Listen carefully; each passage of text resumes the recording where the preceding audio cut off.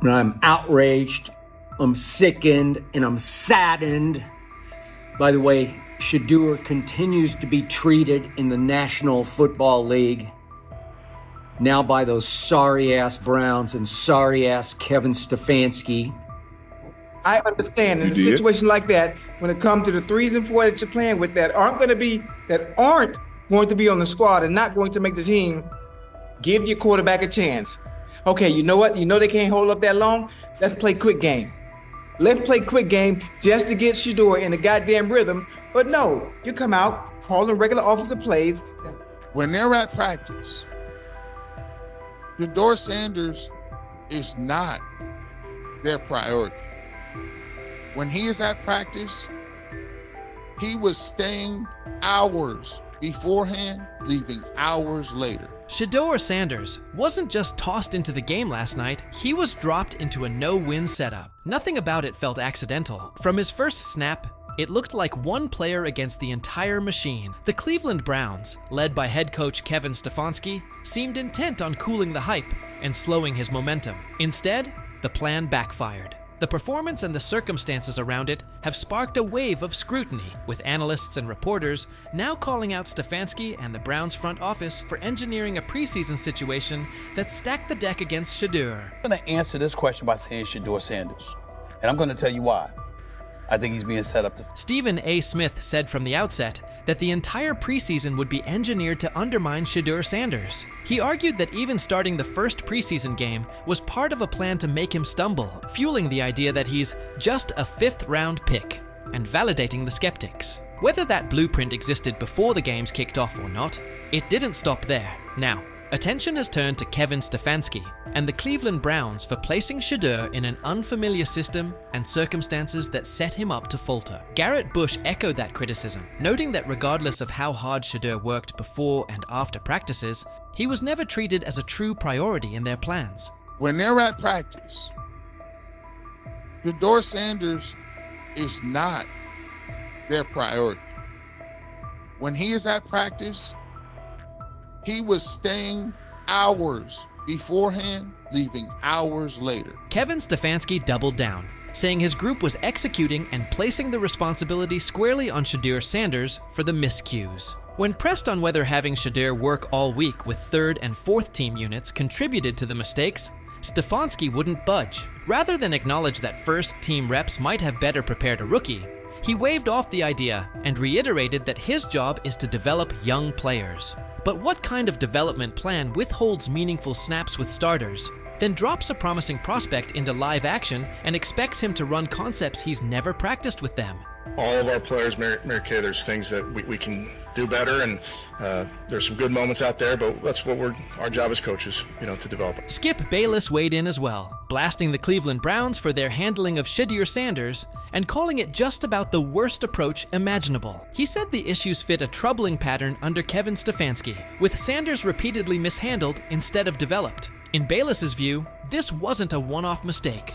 Sanders hasn't been given real opportunities or meaningful support. That treatment has only increased the pressure and made it even harder for him to succeed. And I'm outraged, I'm sickened, and I'm saddened by the way Shedeur continues to be treated in the National Football League. Chad Johnson added that by surrounding Shedeur Sanders with offensive players unlikely to make the roster, Kevin Stefanski effectively stacked the deck against him. He argued that even a quarterback of Tom Brady's caliber would have struggled in that setup.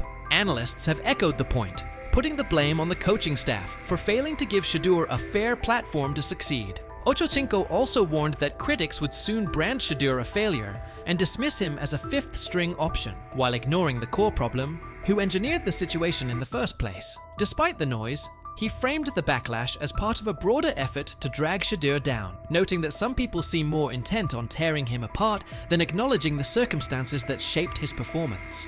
You just beat the guy, and that's okay.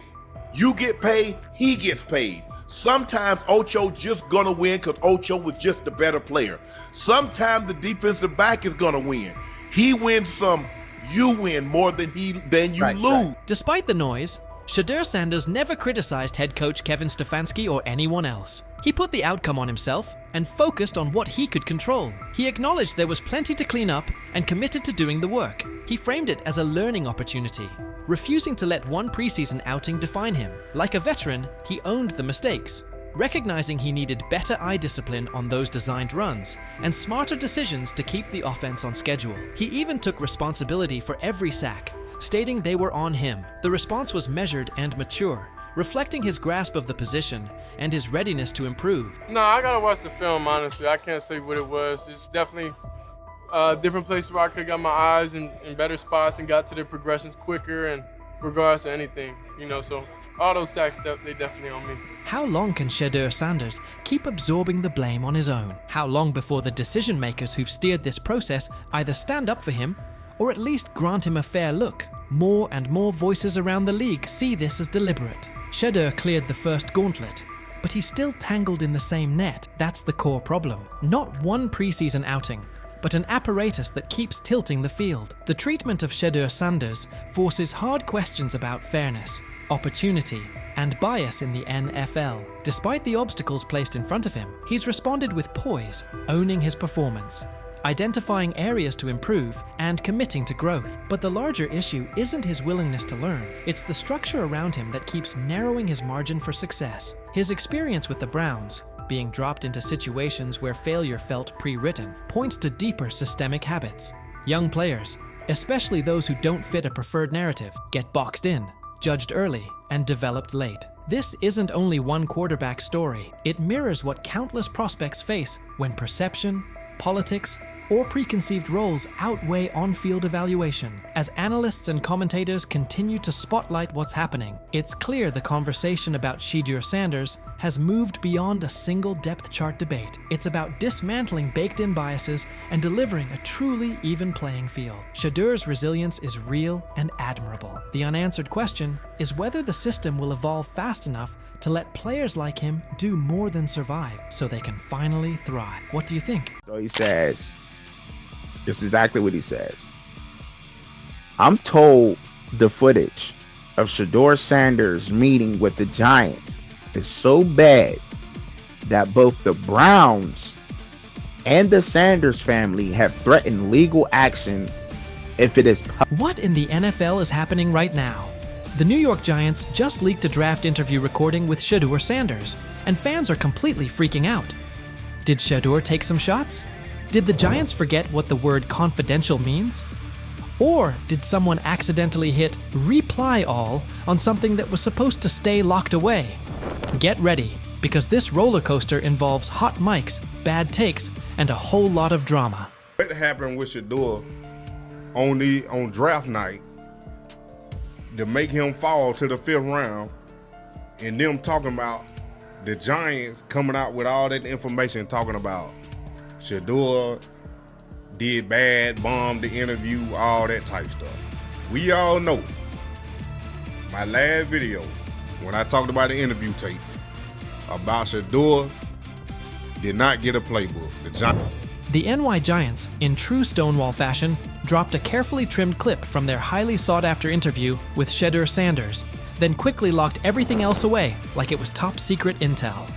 Was this a calculated PR stunt, or just a low-key attempt at sabotage? Either way, the silence speaks louder than any official statement. Fans aren't buying this half-baked version of transparency, and they're definitely not ready to just bench him and move on. Instead, they're demanding answers, calling out the organization for what feels like a planned smear job. One thing's for sure, the hate is loud, but Shedeur's supporters are even louder.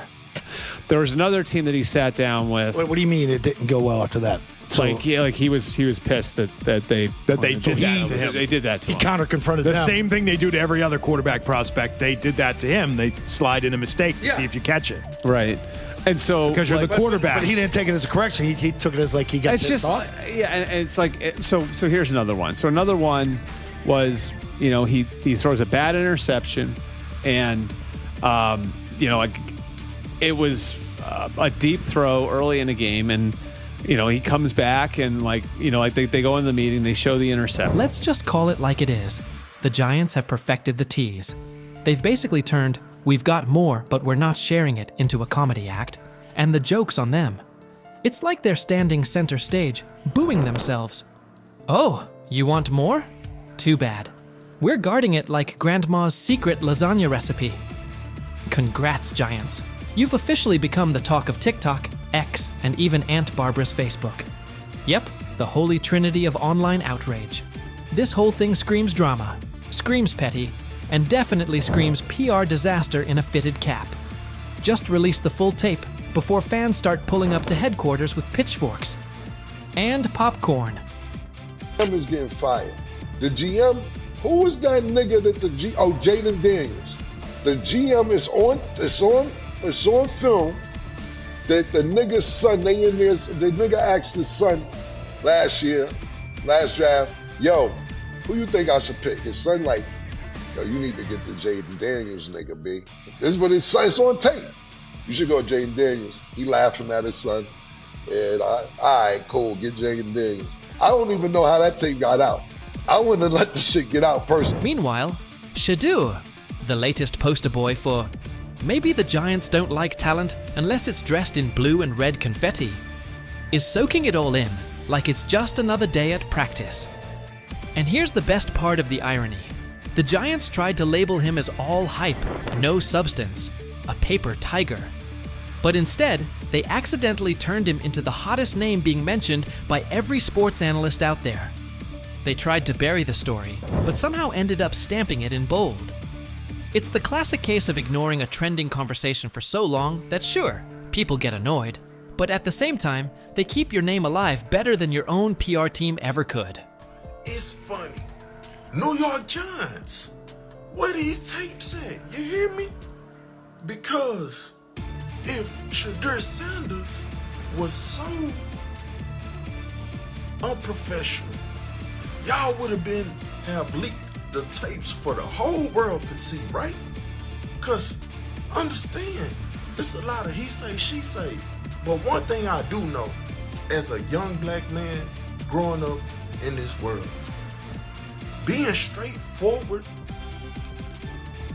and not sugarcoat anything. Oh, this narrative is pure gold. Giants PR completely skipped subtlety and went straight to the "we don't like his dad" playbook. A move so awkward, it's like trying to dunk and ending up in a kiddie pool. You can almost picture them brainstorming it. Yeah, we're just not fans of QB families that aren't ours. Because nothing screams professionalism quite like having zero self-awareness. And the fan reactions? Absolutely priceless. That one little clip was all it took to set the internet on fire. Keyboards everywhere started lighting up. People are asking, why hide the good stuff? What are you trying to cover up? If there's really nothing to hide, why not just drop the full thing? And spoiler alert, they weren't whispering. Social media exploded faster than a New York City grill on Memorial Day weekend. Them out. Another moment. What they do during the film and the combine and the meetings is teams will install mistakes intentionally planted in the install, and they want you to catch them. Shedeur didn't, and when a coach called him out, once again, it didn't sit well. It's like, bro, there's not many teams needing quarterbacks, especially since Pittsburgh appears to have a deal with Aaron Rodgers and Tennessee's getting Cam Ward. So you're down to the Giants, who are not in. And that brings us to the next tasty slice of irony. By refusing to release the full interview, the New York Giants probably thought they were hurting Shedeur Sanders' image. But instead, they ended up throwing gasoline on the hype train. Rather than shutting things down, they made him look like the kid who grabbed the last cookie and somehow got blamed for taking the whole jar. Only difference? This kid's got cameras on him 24/7, and he's handling the heat like a seasoned pro. Now, every move he makes is being broken down, every throw studied like it's a presidential debate. Fans are calling it what it is. They've lied on Shedeur. Some say the Giants just don't like his dad. And honestly, that might be true. Maybe this whole thing was just a cheap shot at Deion Sanders by extension. But here's the plot twist. The harder they try to drag him down, the more interesting his story gets. The Giants accidentally turned Shedeur into a walking headline, a controversy in cleats. They tried planting doubt, but all they really did was create buzz. He's no longer just a top draft pick. He's now a symbol of resilience, a narrative goldmine, and living proof that real talent doesn't fold under pressure. It levels up. And at this point, even if the Giants wanted to, there's no turning off the spotlight. Okay, so probably the most fun yet the most difficult thing I cover and we cover all year long is not games. It's the NFL draft. Because I've said this many times, you get lied to for a month to 2 months up to it. And so often during the draft, and every few drafts, there's a guy that really falls, precipitously falls. This year it was Shedeur Sanders, it's been Aaron Rodgers, it's been Dan Marino. Every few years somebody falls a lot.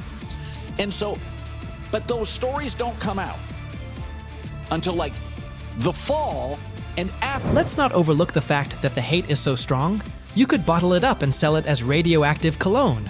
You can practically watch it leaking out of Giants HQ like toxic sludge straight out of a bad superhero origin story. But here's the twist. Maybe that's their superpower. Maybe the New York Giants really believe they're cooking up some secret formula, a cocktail of manipulation and media spin. But here's the thing. Every bit of shade they throw at Shedeur Sanders only makes his story bigger. Every time they try to box him in as some overhyped diva or question his character, they accidentally hand him another viral moment. And now, he's the underdog hero rising through the smoke. Let's be real. This isn't just about football anymore. This is about narratives, control, and how the establishment absolutely loses it when they're no longer holding the pen. And the real kicker? They still won't release the full interview. You've got NFL fans, media heads, and entire Reddit threads all chanting, "Drop the tape." Like it's some long-lost Beatles album. Meanwhile, the Giants are just sitting there, staring into the void like nobody saw this mess coming. Now, I don't know if it ever gonna get leaked or not. The tapes, the New York Giants have the tape. They definitely have the tape. It's confirmation that they have the tape. Shedeur didn't do nothing. It's what they saying he did. I'm gonna tell you what these mixed reaction right here. So we already know about the New York Giants, but the Pittsburgh Steelers head coach Mike Tomlin reported Myles Sanders' talent, but hesitated to draft him due to previous challenges with quarterbacks like Russell Wilson and Justin Fields, leading to more cautious approach. Las Vegas Raiders. Sanders met with Raiders at the NFL scouting combine and expressed enthusiasm about potentially joining the team. His familiarity with the West Coast offense and quick release was noted positive, though concerns about his ceiling. Really, really good. Proud of you. All right. Cool. Really, really nice job. You're not fully proud, kinda. I'm kinda proud. Look, for the side, was it perfect? No, but you made plays, you operated. Shedeur he's a very impressive young man. He's poised, he's calm, he's smart. You can tell that he's been raised by, really quite honestly, a Hall of Fame dad. Look, we're going to get to know him even more. Andrew Berry is back and stunned everyone with a bold call. He bumped Shedeur Sanders ahead of Dillon Gabriel, jumping him from the 3rd spot to the 2nd. Here's the twist. Berry is all in on Shedeur, and it's intentional. He was the one inside the Browns organization who pushed for Shedeur to join the team. We saw the signs in the preseason. Berry clearly wanted Shedeur Sanders to break through and succeed in the NFL. In regards to Shedeur and Theon's not going to interfere. Theon's not going to be calling the coach. Theon's not going to be commenting about Shedeur while he's in Colorado. Lou, I think there's a lot of just fake news out there. All spring, Andrew Berry zeroed in on Shedeur Sanders. His initial plan was to get him in the 1st or 2nd round. When the board didn't break that way, you could see the urgency. By round 5, Berry pushed the issue. He pressed the Haslams to greenlight the pick and bring Shedeur to Cleveland. His pitch covered more than arm talent and processing speed. He emphasized Shedeur's market presence and ability to lift the franchise's profile. That combination sealed it, and the Browns made the move. From there, Shedeur quickly became one of the team's most visible figures, which many around the league expected. Cleveland then moved Kenny Pickett, narrowing the depth chart traffic and giving Shedeur a cleaner runway to compete for meaningful snaps. The message was simple: opportunity is coming, and the path is clear. After a strong preseason debut, Berry sought Shedeur out and delivered direct praise. That wasn't a routine pat on the back, it was a deliberate public endorsement. It signaled how the Browns view him, not just as another quarterback on the roster, but as a priority investment with both on-field upside and off-field impact. The organization's actions, draft capital, roster moves, and visible support line up behind the same idea. They're betting on Shedeur Sanders and intend to give him every chance to grow into a central piece of this team. Really, really good. Proud of you. All right. Cool. Really, really nice job. You're not fully proud, kinda. I'm kinda proud. proud. Look, for your first time, it was a perfect no, but you made plays, you operated, so it's just stacked. I love when you tell the facts, dude. No, but it's okay. Listen, you did a nice job. Andrew Berry's bet on Shedeur Sanders is aging well, and the media is starting to echo that view. Mary Kay Cabot recently argued that Shedeur is the primary reason the Cleveland Browns remain in the conversation after a rough year. In her view, amid team-wide struggles, it's Sanders' presence, his profile, buzz, and flashes that kept Cleveland from slipping out of the spotlight entirely. Without him, she suggests, the Browns likely drift off the national radar. That ripple effect validates Berry's aggressive stance. The move wasn't just about a depth chart. It was about relevance and upside. Cabot also underscored that Shedeur isn't merely a headline. He's a quarterback with real runway to grow. His tools and poise are too substantial for Cleveland to park on the sidelines, and she pushed for a genuine opportunity to see what he can be with proper support. The calculus is straightforward. If he meets expectations, the Browns have a young centerpiece. If he doesn't, the organization can still reassess and pivot. Either way, the signal is clear. Berry's conviction in Shedeur Sanders has positioned Cleveland to capture attention now, while exploring a ceiling that could reshape the team's future. It was too much value to pass up there, a developmental quarterback that they could take a look at and just kind of see what they had. Right now, his upside clearly outweighs the downside. It's a bet the team can't ignore. After Shedeur Sanders' tough preseason outing, when critics jumped in, Andrew Berry didn't let it drift. Instead of excuses, he acted. He pulled the entire offensive line that had been on the field with Shedeur. That decision shook the building and made the front office's stance obvious. Protect the quarterback, give him a fair evaluation, and set him up to succeed. It signaled full investment in his development. Berry's move wasn't just a swap of personnel. It set a standard. He pushed for accountability, demanded changes, and focused on building a setting where Shedeur can grow instead of being put in losing spots. It's one of the strongest steps in reshaping the Browns roster and shows real trust in Shedeur's trajectory. There's also a bigger plan here. These choices aren't only about one game. They're tied to the long-term quarterback picture. With Dylan Gabriel's physical limitations and Kenny Pickett gone, the front office knows it needs a quarterback who can handle NFL speed and punishment. The post-Joe Flacco roadmap depends on getting this decision right. After all of that, Kevin Stefanski's latest comments flipped the tone. He's now publicly backing Shedeur's growth, regardless of outside noise. That's notable because Stefanski previously downplayed Shedeur's upside and critiqued him. With Pickett out of the mix, the focus has shifted. Shedeur's size, strength, and on-field tools are giving him a real edge over Gabriel. While there are ongoing questions about Gabriel's frame, Shedeur looks like the more complete option. That difference could be what pushes him up the Browns' depth chart.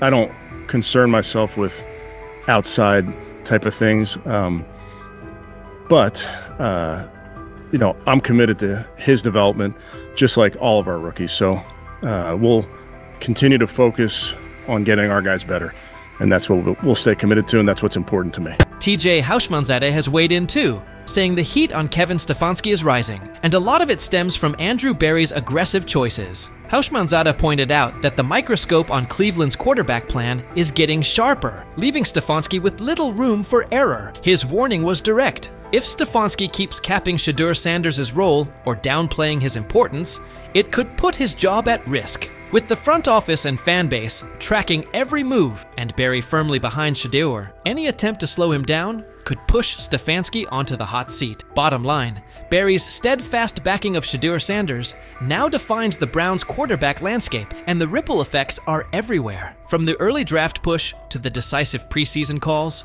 Berry has made it clear he intends to give Shedeur a real runway. That stance hasn't just shifted the depth chart, it's also forced key figures, Stefanski included, to recalibrate their approach. What used to be a conversation full of doubts about Shedeur's ceiling has turned into a high-stakes pivot point, with Barry's conviction driving the agenda. As the pressure builds, Stefanski stands at a decision point. The spotlight on Shedeur, the expectations from fans, and the backing from the front office leave minimal margin for missteps. Stefanski has to balance his system with the reality that Barry's faith in Shedeur is now central to the team's direction. The future of the position in Cleveland may hinge on how well Stefanski manages that balance. With Barry all in, the trajectory looks promising, but Stefanski's choices in the coming months will determine whether Shedeur's rise takes off or stalls. What's your read on Andrew Berry's aggressive approach and the pressure on Kevin Stefanski? Do you back Berry's unwavering commitment to Shedeur Sanders? Or is it too much risk for a young quarterback? And how do you feel about Stefanski's shift in tone, given his earlier skepticism? Share your take below. Does this pressure cooker sharpen the Browns, or set them up to stumble?